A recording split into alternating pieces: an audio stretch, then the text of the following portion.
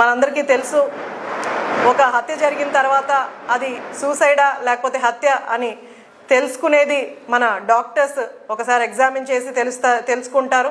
కానీ ఒకసారి హత్య జరిగిన వెంటనే సాక్షి టీవీలో అది ఆత్మహత్యగా చిత్రీకరించబడింది.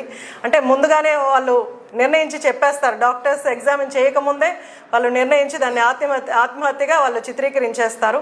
ఈరోజు అది పోస్ట్మార్టం జరిగిన తర్వాత హత్యను తేలిన తర్వాత కూటమి ప్రభుత్వం మీద నెట్టే ప్రయత్నాలు చేస్తారు. గతంలో కూడా మనం చూసాం, ఇప్పుడే సునీల్ గారు చెప్పారు, పరిటాల రవి గారి విషయంలో కానీ అలాగే బాబాయ్ హత్య కేసు మొదట గుండెపోటు అన్నారు, ఆ తర్వాత నారావారి రక్త చరిత్ర అని రాశారు. వాళ్ళ ఇష్టం వచ్చినట్టు ఎదుటోళ్ళ మీద తప్పులు చేస్తారు. ఆ తప్పులు దొరికిపోతాయని తెలిస్తే దానికి అనుకూలంగా ఉన్న వాళ్ళు కానీ లేదా సాక్షుల్ని కానీ చంపేసే ప్రయత్నాలు చేస్తారు, లేదా వేరే వాళ్ళ మీద నెట్టడానికి ప్రయత్నిస్తూ ఉంటారు. ఇది గతంలో కూడా మనం చూసాం. ఇప్పుడు కూడా అదే పాలసీని అదే స్ట్రాటజీని ఫాలో అవుతూ ముందుకు తీసుకెళ్తూ ఇంకా కూడా అవే చేస్తున్నారు.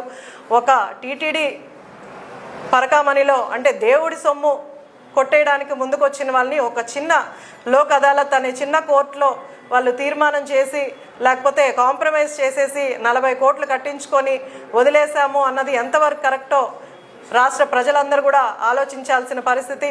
ఈరోజు 40 కోట్లు రాయించుకొని 100 కోట్లు స్కామ్ జరిగితే దాన్ని 40 కోట్లు ఆస్తిని రాసిచ్చేసామని వాళ్ళని వదిలేయడం అన్నది.